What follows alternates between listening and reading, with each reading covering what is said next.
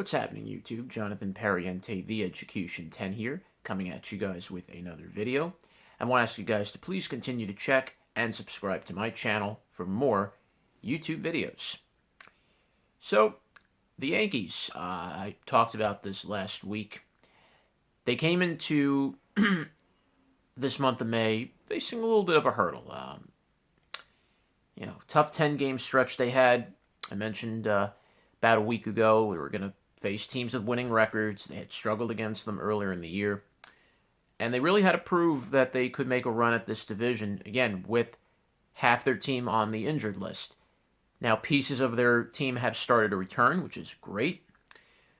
Let's begin first with the Twins series. That was, the Twins are a team the Yankees have owned, but the Twins have been playing well this year. The Yankees took them on at the stadium, took 2 out of 3. The Yankees then welcomed in the Mariners, another team that was having a good start to their season.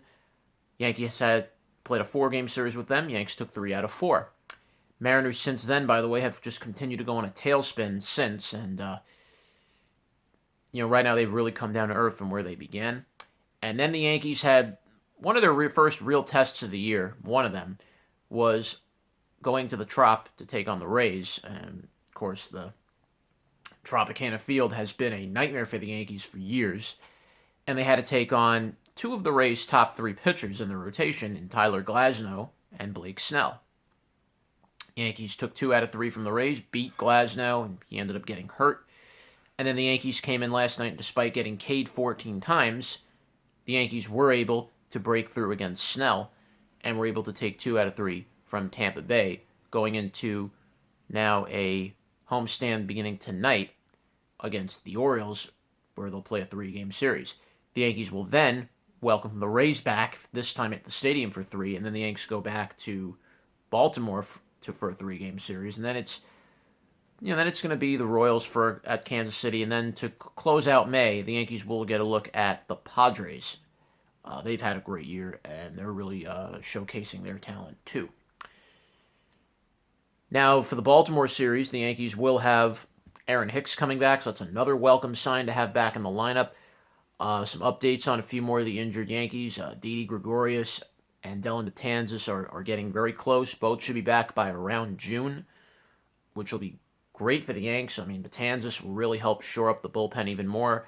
The Yankees did recall Chad Green yesterday, and he looked like the old Chad Green. I hope that's a sign of things. And then you bring Didi in here, and then you'll have some questions for the Yanks, what will happen with their infield. Because right now, the current infield's been tremendous. Having Urshela play third was one of the biggest finds the Yankees could have had. Having Urshela, it's amazing how a year ago the Yankees claimed Urshela for cash considerations, didn't really have to make any big trade for him, and look what Urshela's become now. Not only with a great glove, but he has a tremendous bat. And Urshela has only delivered big hit after big hit this year for the Yanks, and honestly, I don't know where the Yankees would be without Urshela in the lineup right now. Signing LeMahieu was huge. I mean, he's the perfect hitter the Yanks never had. He's another Derek Jeter. But he puts the ball in play and he hits the ball to where it's pitched. He doesn't try to hit the home run. He'll slap it the other way if he has to. He'll hit it down the line. That's what good hitters do, and that's what LeMahieu does. And he has a good glove to back that up. Glaber playing his natural position at second base. At shortstop, couldn't ask for anything more. Thairo Estrada has been a great find. Came up from the minors. The Yankees have really found some chemistry with this group after their main guys got hurt. It's really incredible. And it's really incredible how the Yankees are only half a game behind the Rays for first place right now, with half their team hurt. Can you imagine when this team gets healthy? Scary. Domingo Germán has stepped up tremendously in the rotation. He's pretty much become the ace of that staff without Severino there. Tanaka's coming off a great start yesterday. Tanaka's coming off a great start yesterday. He's been great. Paxton being hurt is a bit of a hit, but Paxton should be back pretty soon. Sabathia is still being old CC, still pitching like the veteran he is. Final year for him. So the Yankees are finding ways to win these games. Games that maybe people didn't think they were going to win, but the Yanks have found a way to win and not using the long ball. Doing it the old-fashioned way, situational hitting, fundamental baseball, stealing bases, moving runners over. And it's really just tremendous how the Yanks have took a kind of a ragtag team, kind of, so to speak, and they become a fun team to watch now because of it. So having Urshela be the hitter that he is, Estrada's been hitting well. Cameron Maybin was a nice pickup, and Maybin's just doing tremendous things in the outfield and with his bat. And then you throw in guys like Tauchman, you throw in guys like LeMahieu. These guys have come out of nowhere and have completely stabilized the ship that the Yankees were going through with that rough month of April with all the injuries. Now, as more of the Yankee players come back, Yankees will have decisions to make. What will happen when Didi returns? What will happen when Stanton and Judge return? Because the Yankees will have to make adjustments to the outfield. Hicks is coming back tonight. My guess is maybe Tauchman leaves the outfield and put Hicks back in center field. Gardner was not supposed to play every day, and now he's probably going to get relegated to the bench, which makes sense. But then when Didi comes back, then what do you do with Urshela? What do you do with LeMahieu? And what do you do with Gleyber Torres?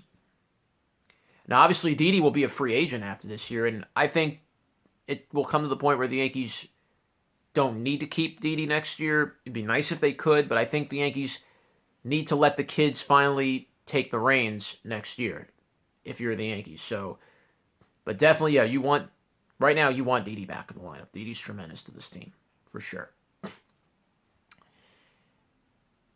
So then when Severino comes back, you might, there'll be some moves to make there when Sevy returns, and if he comes back to any bit of the old Sevy. My guess is you could actually move CeCe to the bullpen, have Severino start again, put Paxton in there obviously with him, or even, if you want to, you could even flip-flop this. Maybe have Severino go back out of the bullpen to get his stuff back. Let's not forget, Severino had to spend some time in the pen before he finally put it all together as a starting pitcher. So maybe in an effort to get Severino back to form, kind of put him in the bullpen for a little while, and then next year he goes back in the rotation.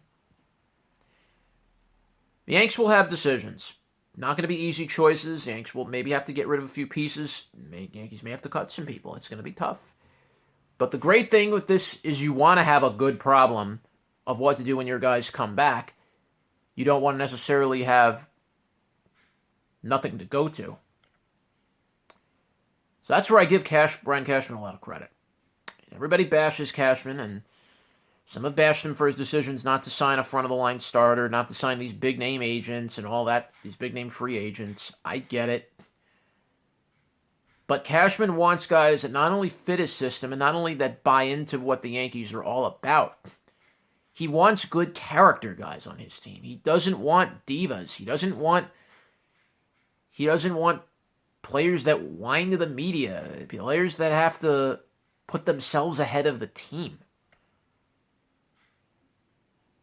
Cashman wants certain guys that work. He wants the right... It's like what Herb Brooks wanted when he was building his U.S. hockey team. I remember, if you watched Miracle, I believe he once said to Craig Patrick, he said to him when he was picking out his team, "I'm not looking for the best players, Craig. I'm looking for the right ones." Well, as we get into June, the Yankees will have decisions to make. There are some free agents out there the Yankees could maybe think about grabbing, one of whom is Dallas Keuchel, who I've heard the Yankees have interest in, and he does want to play for the Yankees. But what will the Yanks have to give up to get him? And where will Keuchel slot in should the Yanks get him? That's going to be a very big question. But the pieces are falling into place for the Yankees now. And I'm curious to see what the Yanks will do and where the Yanks will be once all their injured players come back. We'll find out soon. Jonathan Perriente, The Execution 10, saying bye for now.